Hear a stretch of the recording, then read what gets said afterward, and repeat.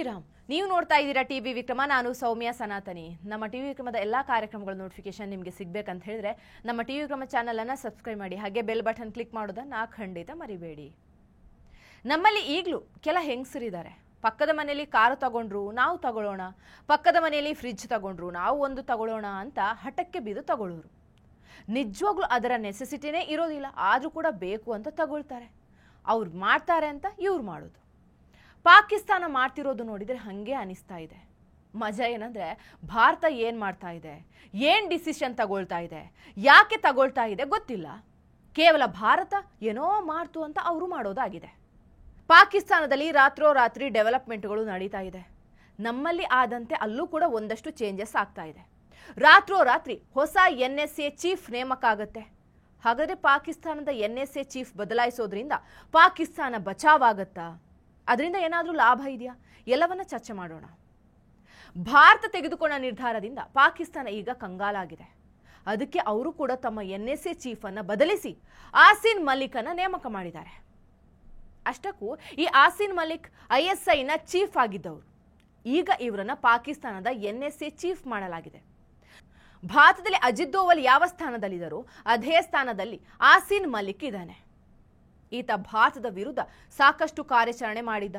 ISIನ head ಆಗಿರುವಾಗ ಭಾರತದಲ್ಲಿ ದೊಡ್ಡ ದೊಡ್ಡ ದಾಳಿ ಇವರ ನೇತೃತ್ವದಲ್ಲಿ ನಡೆದಿತ್ತು. ಈ ದಾಳಿಯಲ್ಲಿ ಪುಲ್ವಾಮಾ ಕೂಡ ಒಂದು. ಅದಕ್ಕೋಸ್ಕರ ಇವನನ್ನ ಈಗ ಪಾಕಿಸ್ತಾನದ NSA ಚೀಫ್ ಮಾಡಲಾಗಿದೆ. ಇದುವರೆಗೂ ಆಸಿಮ್ ಮುನೀರ್ ಒಬ್ಬನೇ ಪಾಕಿಸ್ತಾನದ ಸೇನೆ ಹಾಗೂ ಪಾಕಿಸ್ತಾನದ ಪೊಲಿಟಿಕ್ಸ್ ನೋಡ್ಕೊಳ್ತಾ ಇದ್ದ. ಈಗ ಅವನ ಜೊತೆ ಆಸಿನ್ ಮಲಿಕ್ ಕೂಡ ಸೇರ್ಕೊಂಡಿದ್ದಾನೆ. ಹೇಗೆ ಭಾರತದಲ್ಲಿ ಅಜಿತ್ ದೋವಲ್ ಅವರು ನರೇಂದ್ರ ಮೋದಿಗೆ ಸಲಹೆ ನೀಡ್ತಾರೋ ಹಾಗೆ ಪಾಕಿಸ್ತಾನದಲ್ಲಿ ಆಸಿನ್ ಮಲಿಕ್ ಪಾಕಿಸ್ತಾನದ ಪ್ರಧಾನಮಂತ್ರಿಯಾದ ಶಹಬಾಜ್ ಶರೀಫ್ಗೆ ಸಲಹೆ ಕೊಡ್ತಾನೆ. ಪರೋಕ್ಷವಾಗಿ ಆಸಿಮ್ ಮುನೀರ್ ಹಾಗೂ ಆಸಿನ್ ಮಲಿಕ್ ಇವರ ಜೋಡಿ ಪಾಕಿಸ್ತಾನವನ್ನ ಕಂಟ್ರೋಲ್ ಮಾಡ್ತಾರೆ. ಈಗ ಭಾರತ ಆಸಿನ್ ಮಲಿಕ್ ಅವರನ್ನ ಹಗುರವಾಗಿ ತೆಗೆದುಕೊಳ್ಳೋ ಹಾಗಿಲ್ಲ. ಪಾಕಿಸ್ತಾನದ NSAಗೆ ಸೆಲೆಕ್ಟ್ ಮಾಡಿದ ಆಸಿಮ್ ಮಲಿಕ್ ಕೈಯಲ್ಲಿ ಇಂಡೈರೆಕ್ಟ್ ಆಗಿ ಪಾಕಿಸ್ತಾನದ ಪ್ರಧಾನಮಂತ್ರಿಯ ಅಧಿಕಾರ ಇದೆ. ಇದರ ಜೊತೆಗೆ ISIನ ಫುಲ್ ಸಪೋರ್ಟ್ ಇದೆ. ಅಲ್ಲದೆ ಆಸಿಮ್ ಮುನೀರ್ನ ಆರ್ಮಿ ಕೂಡ ಇದೆ. ಹಾಗಾಗಿ ಈ ವ್ಯಕ್ತಿಯನ್ನ ಭಾರತ ನಿರ್ಲಕ್ಷಿಸುವ ಹಾಗಿಲ್ಲ. ಇದಲ್ಲದೆ ಈಗಿನ ಪಾಕಿಸ್ತಾನದ ಪರಿಸ್ಥಿತಿಗೆ ಕಾರಣದಂತಹ ಆಸಿಮ್ ಮುನೀರ್ ಅವರನ್ನ ಮೂಲೆ ಗುಂಪು ಮಾಡಲಿಕ್ಕೆ ಶಹಬಾಜ್ ಶರೀಫ್ ಅವರು ಆಸಿನ್ ಮಲಿಕ್ ಅವರನ್ನ NSA ಚೀಫ್ ಮಾಡಿದಾರ ಅನ್ನೋ ಪ್ರಶ್ನೆ ಕೂಡ ಇದೆ. ವಾಸ್ತವವಾಗಿ ಹಾಗಲ್ಲ. ಶಹಬಾಜ್ ಶರೀಫ್ ಆಸಿಮ್ ಮುನೀರ್ ತೆಗೆದುಕೊಂಡಂತಹ ನಿರ್ಧಾರದಲ್ಲಿ ಕಿರಿಕಿರಿ ಮಾಡ್ತಾ ಇದ್ರು. ಹಾಗಾಗಿ ಆಸಿಮ್ ಮುನೀರ್ ಅವರು ಶಹಬಾಜ್ ಶರೀಫ್ ಅವರನ್ನ ಮೂಲೆ ಗುಂಪು ಮಾಡಲಿಕ್ಕೆ ಈ ಆಸಿನ್ ಮಲಿಕ್ ಅವರನ್ನ NSA ಚೀಫ್ ಮಾಡಲಾಗಿದೆ.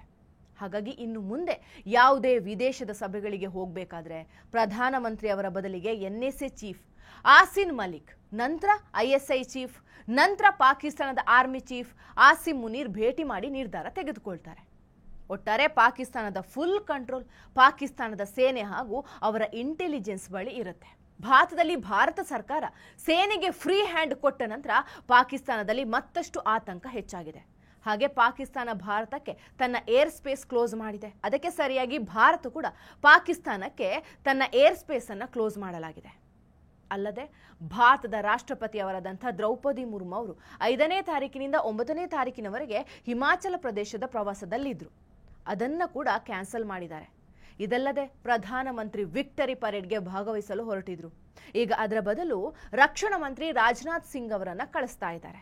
ಇದೆಲ್ಲ ನೋಡ್ತಾ ಇದ್ರೆ ಮೇ ತಿಂಗಳಿನ 1ನೇ ತಾರೀಕಿನಿಂದ 9ನೇ ತಾರೀಕಿನ ಒಳಗೆ ಎಲ್ಲರೂ ದೆಹಲಿಯಲ್ಲಿರ್ತಾರೆ ಅನಿಸ್ತಾ ಇದೆ. ಪಾಕಿಸ್ತಾನದ ಪರಿಸ್ಥಿತಿ ಹೇಗಾಗಿದೆ ಅಂದ್ರೆ ಅಲ್ಲಿನ ಜನ ಸರ್ಕಾರದ ವಿರುದ್ಧ ಹಾಗೂ ಸೇನೆ ವಿರುದ್ಧ ತಿರುಗಿ ಬೀಳ್ತಾ ಇದ್ದಾರೆ. ಈ ಯುದ್ಧ ಸಮಯದಲ್ಲಿ ಬಲೂಚಿಸ್ತಾನ ಲಿಬರೇಷನ್ ಆರ್ಮಿ, ಪಾಶ್ಟೂನ್ ಹಾಗೂ TTP ಶಾಂತಿಯಿಂದ ಇದ್ರೆ ಪಾಕಿಸ್ತಾನಕ್ಕೆ ಭಾರತದೊಂದಿಗೆ ಹೋರಾಡಲು ಯಾವುದೇ ತೊಂದರೆ ಆಗೋದಿಲ್ಲ. ಆದರೆ ಬಲೂಚಿಸ್ತಾನ ನಿಜವಾಗಿಯೂ ಸ್ವತಂತ್ರ ಬಯಸುತ್ತೆ ಅಂದ್ರೆ ಭಾರತ ಹಾಗೂ ಪಾಕಿಸ್ತಾನದ ಯುದ್ಧದಲ್ಲಿ ಬಲೂಚಿಸ್ತಾನ ಪಾಕಿಸ್ತಾನಕ್ಕೆ ಆದಷ್ಟು ಹಾನಿ ಮಾಡೋದು ಗ್ಯಾರಂಟಿ. ಟಿವಿ ವಿಕ್ರಮ, ದೇಶ ನಿಮ್ಮ ಕೈಯಲ್ಲಿ. ಈ ಕಾರ್ಯಕ್ರಮ ನಿಮಗೆ ಇಷ್ಟ ಆಗಿದ್ದಲ್ಲಿ ಲೈಕ್, ಶೇರ್ ಹಾಗೂ ಕಮೆಂಟ್ ಮಾಡಿ. ಟಿವಿ ವಿಕ್ರಮದ ಕಾರ್ಯಕ್ರಮಗಳನ್ನು ನಿರಂತರವಾಗಿ ವೀಕ್ಷಿಸಲು ಸಬ್ಸ್ಕ್ರೈಬ್ ಮಾಡಿ, ಬೆಲ್ ಐಕನ್ ಒತ್ತಿ.